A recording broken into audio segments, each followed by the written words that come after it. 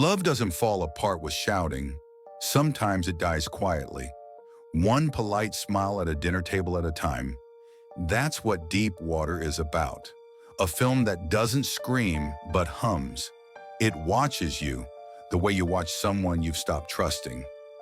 Released in 2022, directed by Adrian Lyne, the man who gave us Fatal Attraction, Indecent Proposal, 9.5 Weeks.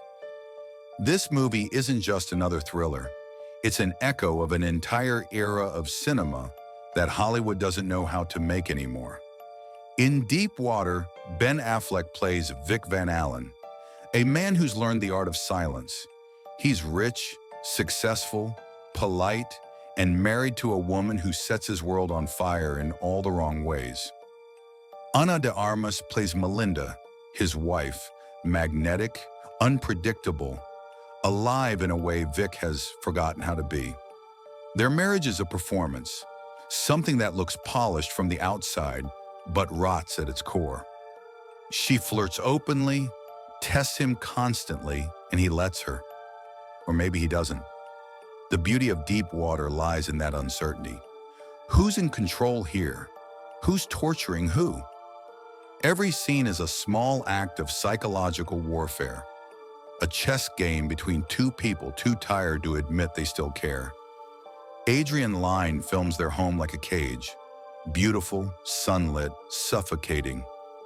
You can almost feel the tension through the stillness, the glances that last a little too long, the pauses before a lie. It's not about sex, not really. It's about control, about how love becomes a transaction when desire turns into resentment. But Deep Water had a strange journey of its own. It was filmed in 2019, a time when streaming services were beginning to reshape what movies could be. Then came delays, test screenings, and eventually the quiet push to Hulu. No theater release, no marketing push, no noise. And that silence said everything. Hollywood didn't know what to do with it. This wasn't the kind of story that fit the new rules of corporate morality or algorithmic storytelling.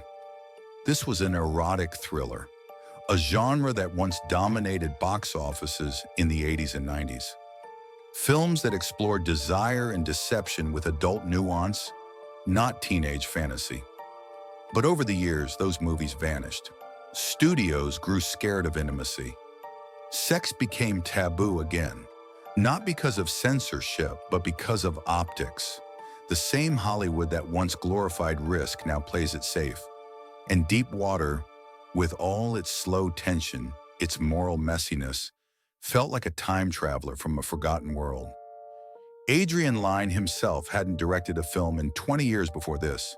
He came back with the same eye, slow pans, golden light, the way a touch means more than a kiss. But the world had changed. His kind of eroticism, psychological, adult, quiet, didn't have a place anymore. And the studio system reacted with fear. Scenes were trimmed, tones softened, and marketing almost non-existent. The final cut that reached audiences felt restrained, and that restraint became part of the story. Melinda and Vic Van Allen live with their young daughter Trixie in Little Wesley, Louisiana. Vic has retired early after developing guidance chips for combat drones, and his complicated relationship with Melinda is held together by a precarious arrangement. They sleep apart, and Melinda takes lovers openly, even in their family home, while Vic finds solace in raising his large collection of snails.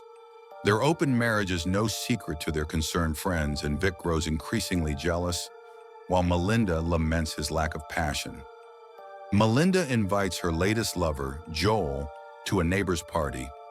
Alone with Joel, Vic tells him that he murdered Melinda's previous lover, Martin, who has recently disappeared. The story spreads through their circle of friends, raising the suspicions of noir writer Don Wilson. Joel comes to dinner with the Van Allen family, and Vic elaborates in private that he killed Martin with a hammer, frightening Joel into leaving town.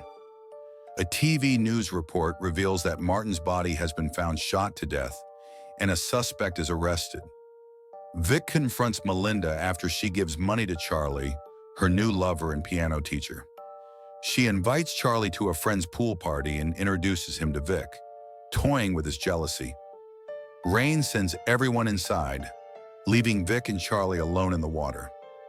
After Melinda discovers Charlie's body drowned in the pool, the party is questioned by police, and Melinda is quick to accuse Vic of murdering Charlie. He later asks if she is scared of him, and she says she is not, as "I'm the one you killed for." Don's wife Kelly tells Vic that her husband and Melinda have been accusing him of Charlie's murder. Vic discovers they have hired a private investigator to follow him and confronts Don in front of Don's family. Melinda reconnects with an old boyfriend, Tony, and Vic overhears their conversation, suggesting they will move to Brazil, taking Trixie with them. She invites Tony to dinner with Vic and takes him to her bedroom, furthering Vic's jealousy. Vic lures Tony into his car and drives him to a secluded spot he and Melinda share, overlooking a rocky gorge. He throws stones at Tony, causing him to fall down the hill to his death, and sinks his body in the creek. Melinda takes Vic and their daughter on a picnic to the same spot. Vic gives her a collection of photographs he has surreptitiously taken of her as a testament to his love, but spots Tony's body resurfaced in the creek. Returning home, he offers to go back to the spot in the morning to retrieve Melinda's lost scarf. She notifies Don, but invites Vic to share her bed that night. The next day, Vic bikes to the creek to deal with Tony's body, but is caught in the act by Don. Don rushes away in his car to notify authorities. Vic pursues him on his bike and takes a shortcut through the brush to try to head Don off. Vic tumbles out of the bushes and falls off his bike into the car's path. Texting recklessly, Don swerves to avoid Vic, but drives off a cliff and is killed. At home, Melinda finds Tony's wallet in one of Vic's snail vivaria. She packs a suitcase to leave, which Trixie throws in the pool, insisting they stay. Vic arrives home, where Melinda tells him that she saw Tony. However, she then burns Tony's wallet and ID cards. When it finally hits streaming, audiences didn't know what to make of it. Critics were divided. Some called it hollow, others called it haunting. But beneath the noise, the movie touched a nerve, because it wasn't pretending. It showed the kind of intimacy most modern films run from: uncomfortable, uneven, raw. It showed the boredom, the jealousy, the quiet cruelty that hides inside long-term love. And maybe that's why it felt so strange to watch in 2022. The world had become sterile. Every movie cleaned up, every feeling filtered. Desire was supposed to be safe now, algorithm approved, socially correct. But Deep Water wasn't trying to make anyone comfortable. It was a reminder that love stories can be toxic and still true, that people can destroy each other out of need, not hate. Beneath the plot, the movie asks a bigger question: what happens when desire becomes performance? When every touch is strategic, every glance weaponized? Vic and Melinda's relationship becomes theater, one for their friends, their guests, even for themselves. They're not trying to fix anything, they're trying to win. And yet, under that cruelty, there's still something fragile, a strange kind of devotion. Like two people who've learned to breathe underwater because they forgot how to live on land. In the quiet moments, a piano playing in the background, a look across the table, you feel the ache of what once was. That's Adrian Lyne's magic. He doesn't show you passion through dialogue. He shows it through distance, through what's not said. It's the silence between two lovers that tells the real story. And when you step back, you realize Deep Water is less about murder and more about marriage, about the private games people play to keep from falling apart. It's about how sometimes the person you love most becomes the person who knows exactly how to hurt you. It's about how intimacy becomes a weapon and love a slow act of self-erasure. Maybe that's why it didn't fit the modern box. Deep Water isn't fast or flashy, it's patient, like real heartbreak. It lingers. It wants you to sit in the discomfort. It doesn't offer easy closure because real relationships rarely do. And when the credits finally roll, what's left isn't shock or scandal. It's recognition. You see yourself in the smallest moments, the forced smile, the fake reassurance, the tension you pretend not to feel. It's not about killing or cheating. It's about endurance, about the kind of love that keeps going long after it should have died.